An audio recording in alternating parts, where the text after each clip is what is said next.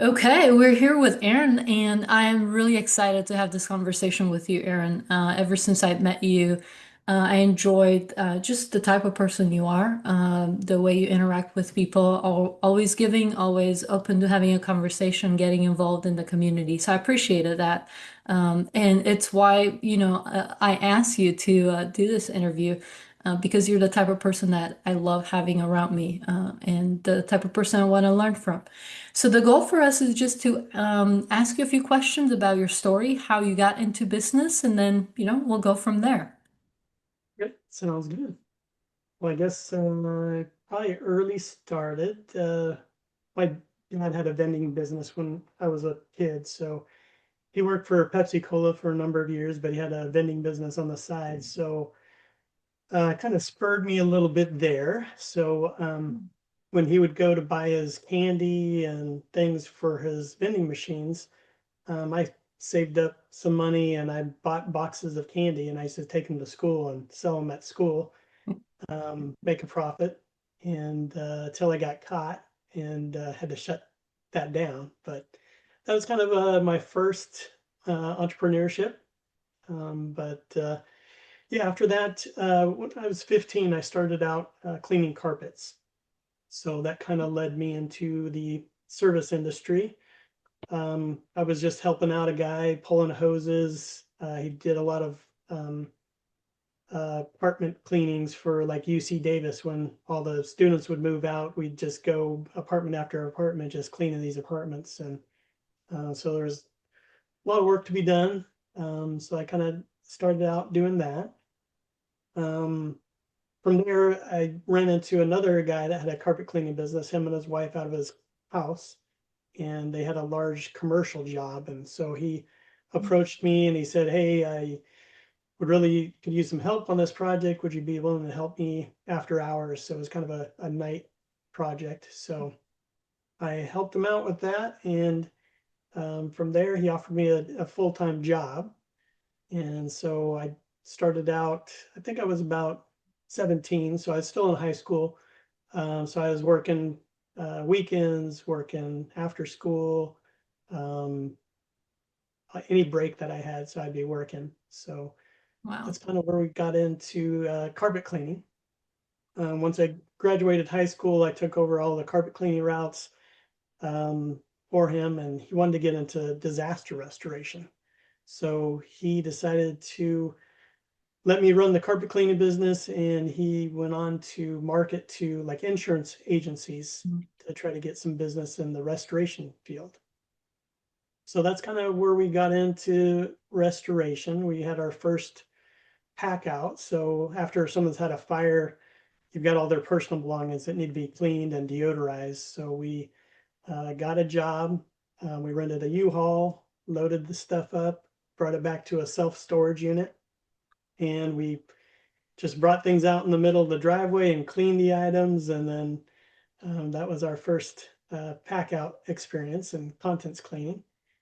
And yeah, we just had water damage jobs that would come in here and there. So we bought drying equipment. We'd set up drying equipment and dry out people's homes, and kind of got us into the restoration field. So Yeah, that's awesome. I notice this with a lot of entrepreneurs. They start young, and they have that one thing that, catches their attention that gets them the feel of like, oh, I can turn one idea into money quickly, and then they jump in and they go from one thing to the other until they find, that great idea. This is really cool. The restoration business, that one you were involved in for a long time, right? so I was their first employee back in 1993. Okay. And so I worked for them for a number of years and ended up buying the company back in 2007. So it was kind of the husband and wife that originally owned the business. They got a divorce. Um, they were looking for a buyer. They didn't even tell me about it at the time. So they actually sold it to an outside investor. He bought the company and he owned it for about 4 years. And he just didn't really like the restoration business so much. And so he asked if I would buy it from him. So the ex-wife and I stayed on working for him that whole time that he owned it, and then he asked if we'd buy it back from him. So we were went in as a partnership and bought it from him in 2007. Okay. Can you walk us through the process of buying a business from someone? Most people don't realize that's a thing, that you can actually buy a company. Most people tend to think you need to have tons of money, like millions of dollars stored away.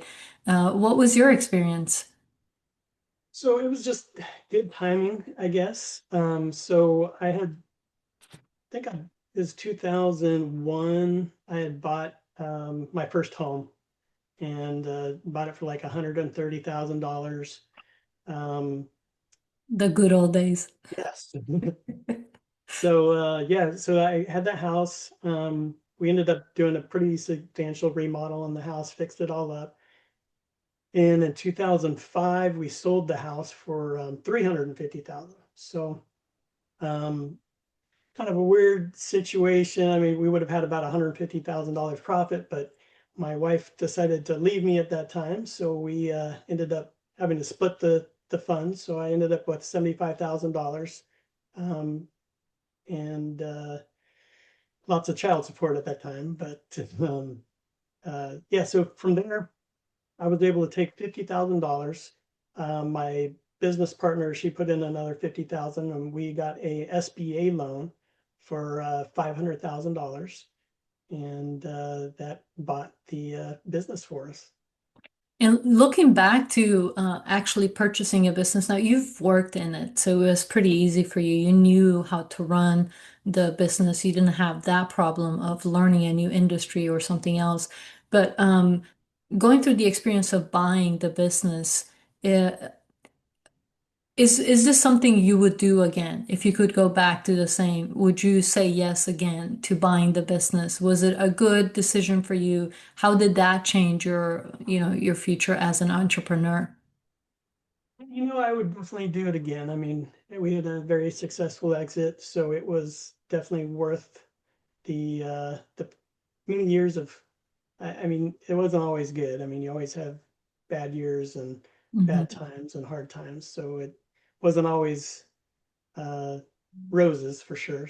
But yeah, we had some rough patches along the way, but it was definitely worth it in the end to continue through and push through and continue to grow the business.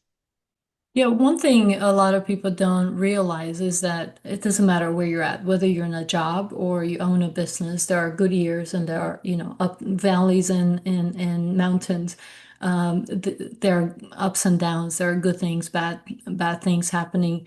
But when you're a business owner, you have a bit more flexibility, the direction you're gonna take moving forward. What helped you as an entrepreneur not to give up in those moments where it felt hard? Because I know some days are really hard. We're wondering, what in the world did I sign up myself for? So what helps you just as a person? What did you find that helped you keep pushing through, motivating you, encouraging to keep going? Just always had a drive, I guess, to keep going and not give up.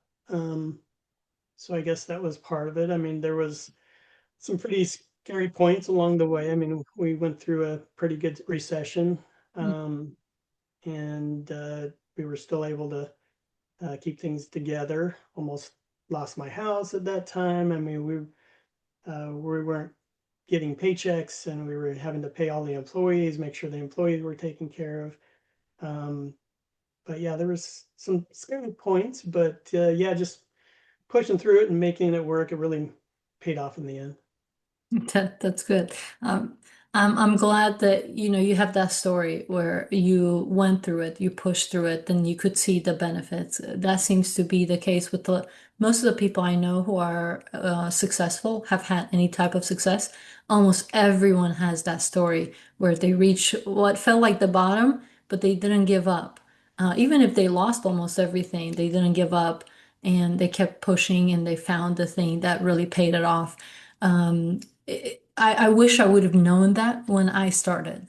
I kind of learned it, midway in my journey as an entrepreneur. But It's super important to realize it's part of this journey and it's okay. You're going to survive it. You're going to be okay. You just keep pushing yourself, push through, and it's going to pay off. Um, I think that's true for almost everyone if they push through. Yeah, for sure. Yeah. What were some maybe creative ideas or things you have done to grow the business? A lot of times business owners want to grow, they just don't know where to start. Were there any ideas that really paid off for you? Industry is a little different than most. Most of our business is insurance related. So you do have that comfort of consistent work and getting paid. It may not be timely. Sometimes you have to wait quite a while to get paid for the projects, but you'll usually always get paid unless the customer cashes the insurance check and then got to go through court proceedings, and gets a little sticky going through all of that. But yeah, it's so for us, we there was kind of a change in the industry where um, you could either be on the insurance company side or you can work against the insurance company. And so we decided to work with the insurance companies, become their preferred vendors. Um, so we did have a consistent amount of work that came through directly from the insurance companies, but it was smaller margins, not as profitable, but the work was consistent. So that was kind of a direction that we went, and it ended up being beneficial in the end for us. So it sounds like you found someone who had access to your customers. You just made that partnership, and that's a an insight that can be applied in almost any industry. Figure out who has your customer, who can bring you consistent work. You might take a lower margin, but it might make sense if you have a team and you don't have the stress of not having enough jobs or enough Yeah. hours for your team. So that's a great insight. I hope people listening pay attention to it because it is a principle that gets applied in every industry. If you were to look back, what would you say was one of the biggest challenge in running the business? And what did you learn, from finding a solution for that challenge? I guess having a partnership was not the easiest. It's like Mhm. being married to somebody. I mean, there's two different opinions on things, and yeah, sometimes it's good, sometimes it's not so good. So yeah, just uh, partnership. I mean, a lot of times we were when we were doing good, the company was doing well. I mean, our relationship was good, everything was great. But during the hard times, it really put a strain on our relationship, um, and made things difficult to work with. What would So you say would have helped in those, harder seasons? Are there specific things maybe someone could do if they happen to be in a partnership to make that relationship easier to handle? I always found it very beneficial to bring outside consultants like business consultants because they've worked with a lot of different companies. They understand partnerships can be difficult, and they will help you guide through when you've got issues you're trying to work through with another partner. Bringing an outside consultant to help resolve those issues, I think, is very beneficial. That was very good for us along the way. That's great. I love that. And it reminds me of a story I heard this past weekend.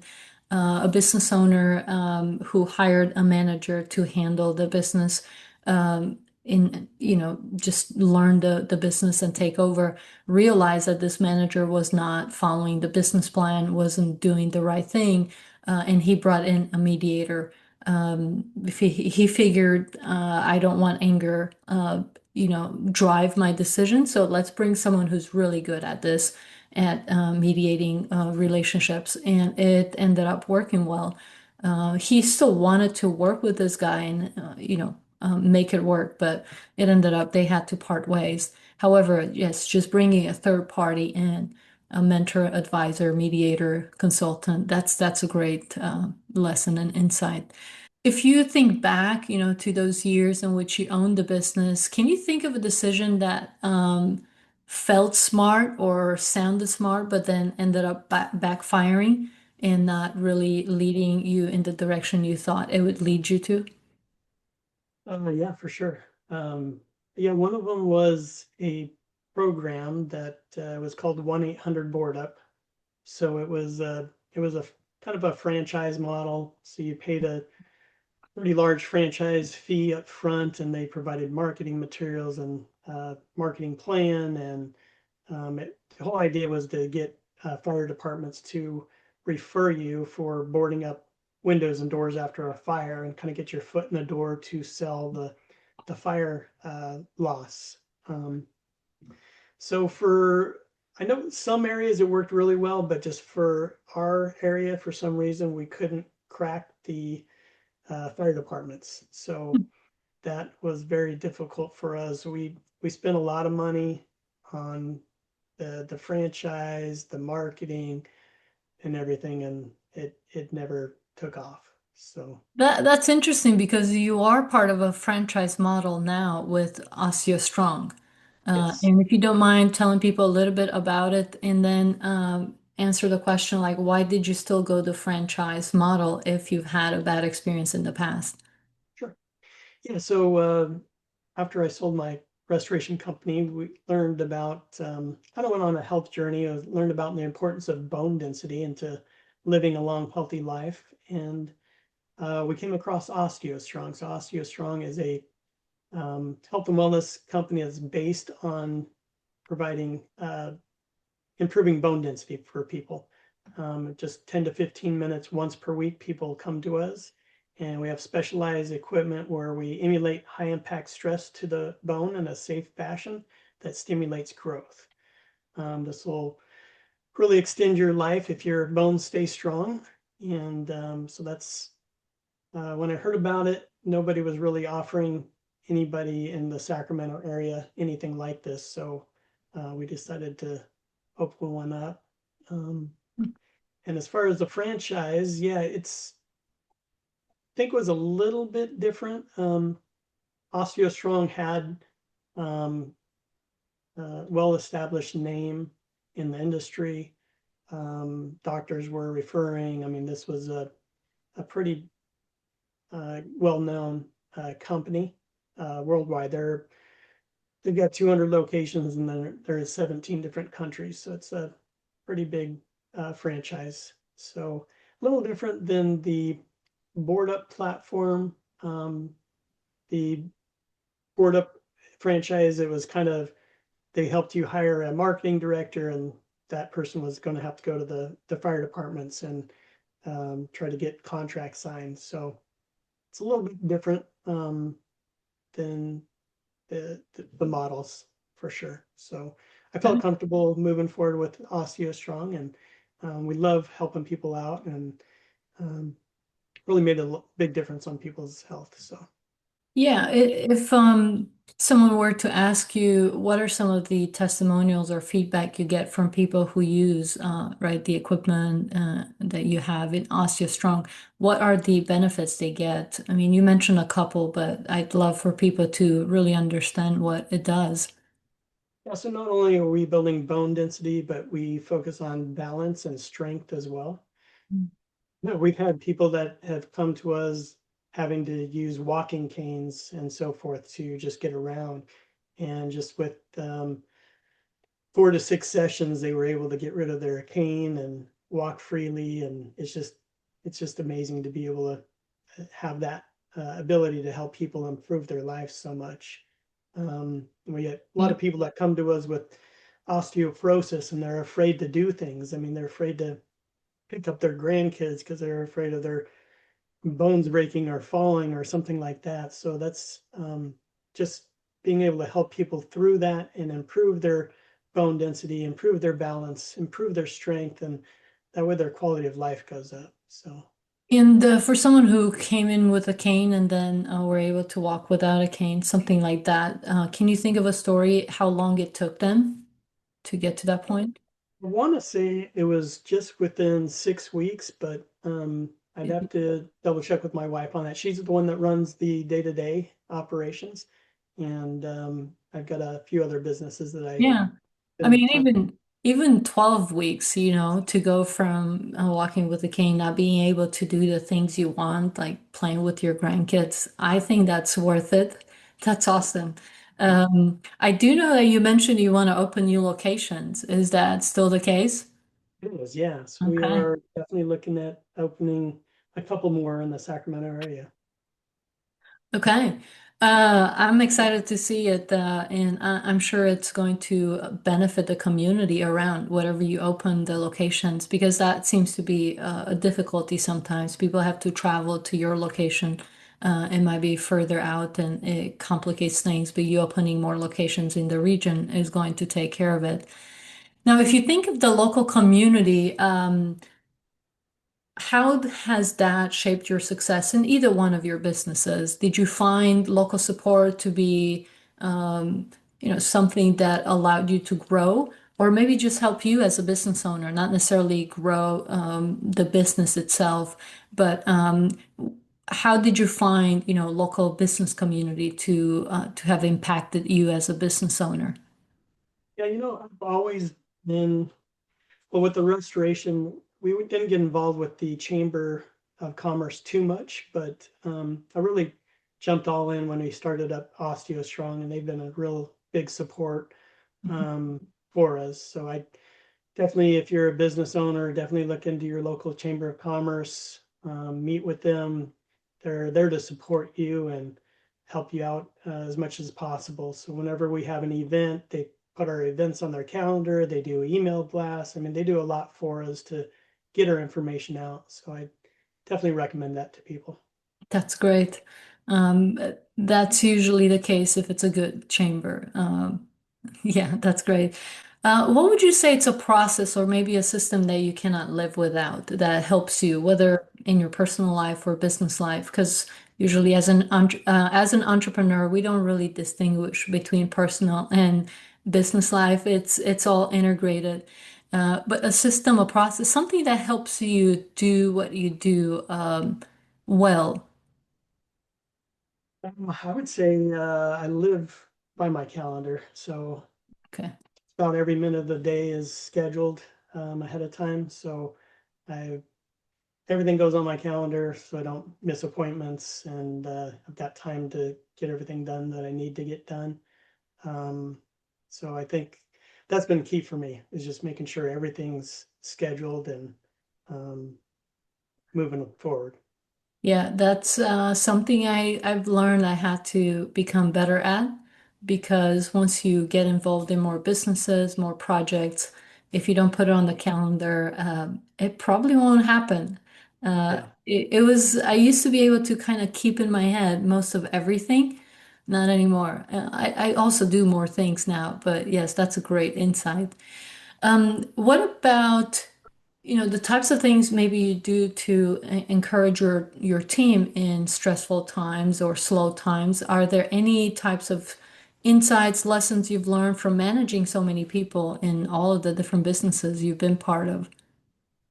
I mean, on our disaster restoration company, we had over 100 employees when we sold. So um, I think just always staying positive. We would do biweekly like safety meetings. So we'd always get the team together every other week, do a safety meeting topic, and then just read read great reviews that we've gotten from customers, and just highlighting those employees that have gone above and beyond. And we always did like an employee of the month. So we do those announcements at those meetings and just recognizing people for going above and beyond in their work. I think is really motivating for people and encourages them.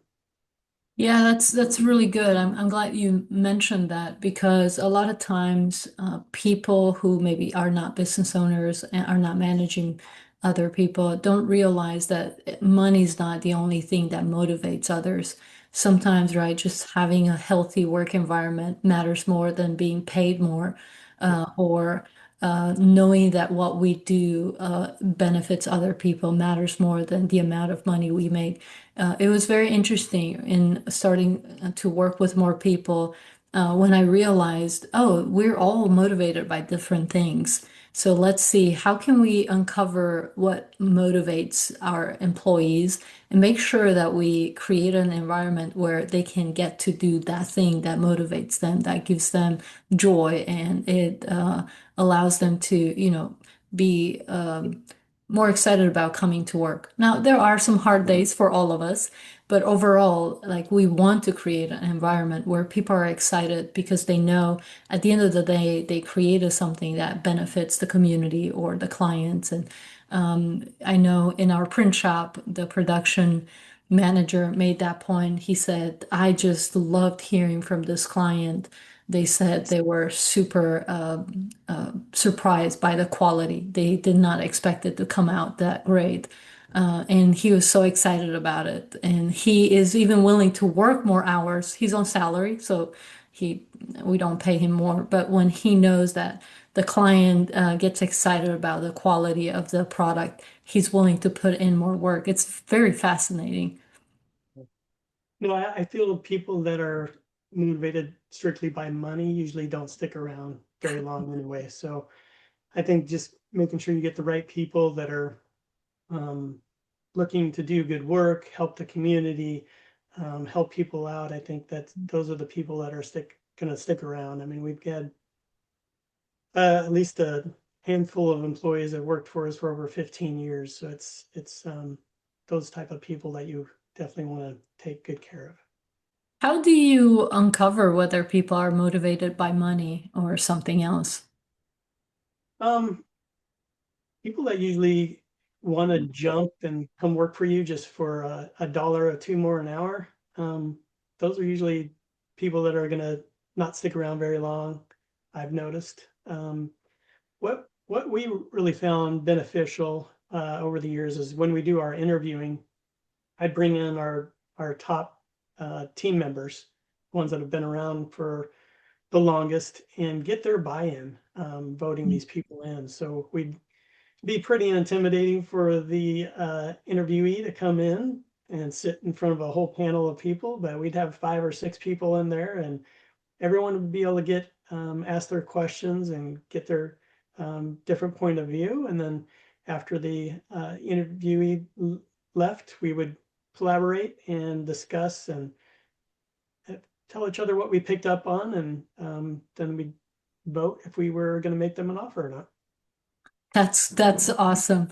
In studying for AI and looking at AI system, I realized AI systems can analyze things from dozens of angles. But when we talk to people, we usually only focus on 2 or 3 dimensions, like the words they say, the tone, maybe body language, and that's about it.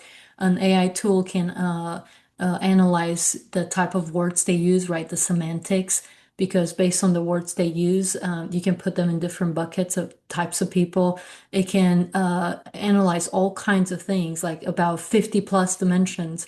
So with the panel, you kind of accomplish the same thing because now you have each person analyzes that interview from like 3 perspectives or 3 dimensions, but you add those together, you get 15 to 20 dimensions. And you were able to accomplish in person, right, what an AI tool does now for us. That's brilliant. I think it's a good insight for people who maybe struggle interviewing, finding good people.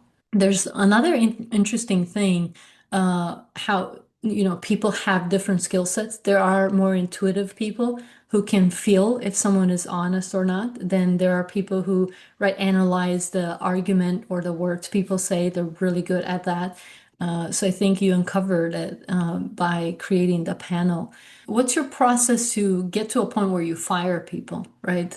So usually you go through a hiring process, and sometimes you think you're hiring the right person, but that's not always the case. Did you learn any lessons in handling so many employees over the years to make the right decision and fire the wrong people? No, I felt that you can always fill someone out within 90 days. So what we would do is we would set up expectation sheets. So we'd have we called it our 30, 60, 90. So for Mhm. each position that we'd hire people for, we'd have an expectation sheet. So after 38 days, they'd have these set of expectations that they'd have to meet, another set after 60 days, and then the third set after 90 days. And if they weren't meeting those marks, it was probably a good person to cut ties with and not spend any more time with. Okay. And that kind of gave you an out as well, because you said, hey, these were your expectations, you didn't meet them. And that way it's an easy way to fire someone at that point. Yeah, that's great. I think that's very useful. If you could go back to your younger self, maybe 20, 25 years ago, and give yourself some advice, what would you tell yourself to make your life easier as an entrepreneur and business owner? Let's see. I guess it would, I don't know if I'd do a partnership again with someone. I think that would be something that I would definitely think twice about Mm. again. But I guess it would depend on the person, though. I mean, it depends on what you're doing. And I did start another partnership with another person, one of the other businesses, but little different situation. And but yeah, it's a difficult at times. Okay. So yeah, that's interesting because I knew you have a business now that's in the manufacturing world where you have a partner. So it's super interesting to see your initial experience, make that statement, and then I know you said yes to another partnership. What motivated you to say yes to this other partner? Like what were the traits or the things that made you think, okay, this is a good idea? So he had some great ideas about some products to manufacture, um, and he presented them to me, and he needed a financial partner. So I'm kind of taking a back seat of that company, but I'm supporting financially to get the company up and going. And I just really see the potential of the outcomes that we can have with what we're doing. So it made it a little bit different than kind of like a 50-50, both working in the business type of thing. So Okay, that's good. Yeah, so what I'm hearing is you saw potential, right? It seemed like the upside is worth another partnership, but then you also don't have to make those day-to-day decisions, which yeah, seem to have created the friction and the conflict in the initial partnership. correct. Yeah. That's good. I have partners in all of my businesses, and I have had some bad partnerships where I lost a lot of money. It was very stressful that I wouldn't want to go back and go through again, but I've learned a lot. However, I also have two amazing partners in the two main businesses I'm running today. So I've had both, a bad experience, great experiences. And I had a few projects where we weren't partners in the business, but we partner on projects and we split profits. So it's more of a revenue share. And again, that partnership was great. The partner I had was an action taker, really much better at execution than myself, but they needed my strategy to make it happen. And we all ended up making good money out of it. But yeah, it was great to see what a good partner could look like, and that made me more open to actually consider partnerships in the future. What do you think separates the businesses that make it from the ones that don't? Oh, that's a good question. I guess I don't, for us to continue to grow, I always felt bringing in consultants was key for me. So having someone from the outside look at your business and give recommendations, I think was always beneficial for us. I mean, over the years, we had probably at least 6 or 7 different business consultants that would help us get to the next level. Mhm. Um, and and they sometimes some of them do charge quite a bit, but I do feel that they're always well worth what you pay and what you get. So I definitely would recommend that to people if you're trying to continue to scale and grow, bring in someone from the outside that's already done what you're looking to do and have them give you suggestions and help you work through some of the issues you're having to get to that next level. Yeah, that's great. One of the things I've learned is that if I talk to people from other industries and identify what helped them grow, take those insights from their industry, apply it to mine. It's one of the reasons I like doing these interviews. It's because I have often found ways to take insights from one industry to apply it to the other. Now, it's not going to be the same, right? It takes a little bit of creativity to learn how to use, right, the insight or the lesson from industry A to apply it to industry B.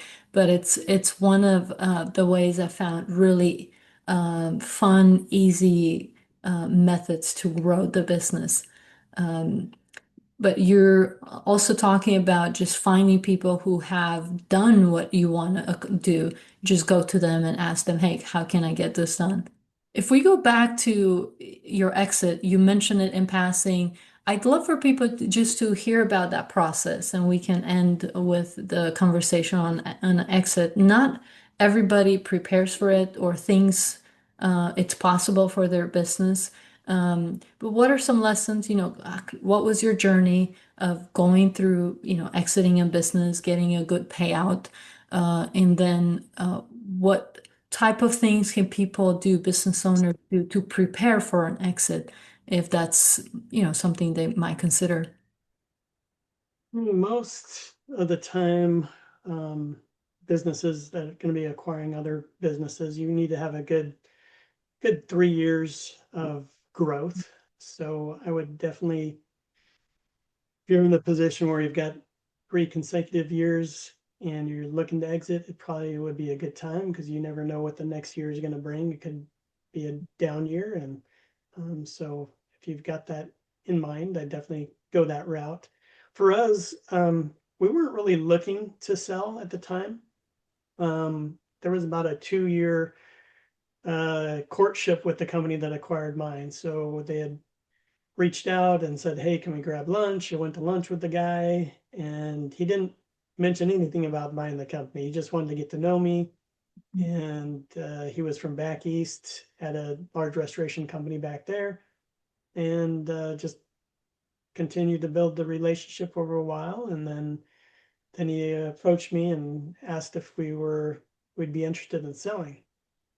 Um, Went back to my partner, discussed it with her. She was getting older, and she wanted to at least look at what they wanted to offer us. So instead of just going directly to them and saying, "Hey, what's your offer?" we ended up hiring a business broker. And what they did is they ended up creating a uh, like a sim sheet for us and took it to their potential buyers. And we had a lot of NDA signed to get additional information. And then we ended up getting, I would say, probably 18 different offers for our company at that point. And just meeting with all the different companies, there was a lot of private equity companies that were interested, and discussing with other owners that had sold to private equity. There was quite a bit of them that ended up having to close their doors, or they fired a lot of the employees, and we just didn't want to go down that route. So we actually went back to the first company that approached us and felt really comfortable with them because I had built a relationship with them over this period of time, and they promised 100% retention of our employees and better benefits for the employees. And there's a lot of good things about joining with their team. And yeah, just it worked out well for us. So we're happy we made the decision to go with them. Yeah, what I loved about your story when I heard it the first time, you mentioned that that initial buyer actually didn't give you the best offer. And I want I want people to hear that because they don't realize you don't have to have the best offer. as in terms of the value you provide, it has to be the best, right? You take care of the employees, you continue the legacy, you want to continue offering good services. So sellers like yourself often don't just look at the top number and just make a decision on that. I think that's important to, kind of address and highlight. And you mentioned indirectly that you build a relationship and you trusted the person. And that was a big reason, right, why you went with them. Yes. Yeah. So they are not the highest offer, but they were in the top three at least. So we did have a couple higher offers, but um, they were the other offers were private equity backed, and it was just a big unknown for us. We went out and met with them. My business partner felt comfortable with one of them that had the higher offer, but she actually, I was really looking forward to working with this other company. I felt very confident with them. I met with their leadership team numerous times and felt the direction that they were building was the same direction that fit our culture and our company the best. So she was fine with us moving forward with them um, and not taking the higher offers. So That's Yeah, that's great. Again, there's so many things that impact the decision. It's not just the number, it's not just the money. And sometimes people, buyers or sellers, forget that there's a lot more that impacts the decision, the final decision, whether it's for the buyer or the seller. In buying businesses, often we look at not just the numbers, it's the people, because that has been the biggest pain for us buying a business with the wrong employees and losing the wrong employees lose a lot of money often, and it takes a while to replace them. Um, do you have any insights maybe for someone who's looking to buy a business, what to look for? Like, what would you look for if you went ahead to look at buying local businesses? that's the company that acquired us. They came to visit quite a few times and went around the office, met with people, talked with them, and just he really had a good vibe from the employees. They felt happy coming to work, and I think that's really important is having a good work environment and having people that want to be there. If you get into a looking at buying a business and people are not happy and grumpy, and I probably run away from that deal and try to find something else. Yeah, I think you're right. At the end of the day, that's what matters the most. You can find ways to grow business, to acquire more clients, but if you don't have the right people to fulfill the service, it's not going to work out. Yeah. Anything else that you have learned in your life as an entrepreneur that you think might benefit people who are listening? I guess the other thing that I do besides Osteo Strong is got a house flipping company. So we buy distressed homes and fix them up and resell them. So we've got um, a few projects going on that right now. The other thing we do is we help families and small businesses save money on medical insurance. So that's a pretty significant amount of money that gets paid out every month. We found a program that saves like 40 to 60%. So that's another thing I love to share with business owners as well. So there's alternatives out there just to your standard medical insurance that could be very beneficial. So definitely look into alternatives. How would people get in touch with you if they're interested in that service and figuring out how they can save money on the medical insurance? So I've got a site called All My Links slash Aaron Pro, AARONPRO, and that'll take you to all my business links and my sites, and you can get more information about what I'm doing. And who would benefit from the savings? Like, what type of business would benefit from the program you mentioned? Anybody that offers benefits to their employees and they have less than 50 employees, so up to 49 employees, they can use this program. Okay, that's great. Well, thank you so much for your time. Really appreciate it. You've shared some really useful insights and lessons with us. Yeah, I'm looking forward to see how people use it and get the feedback on it.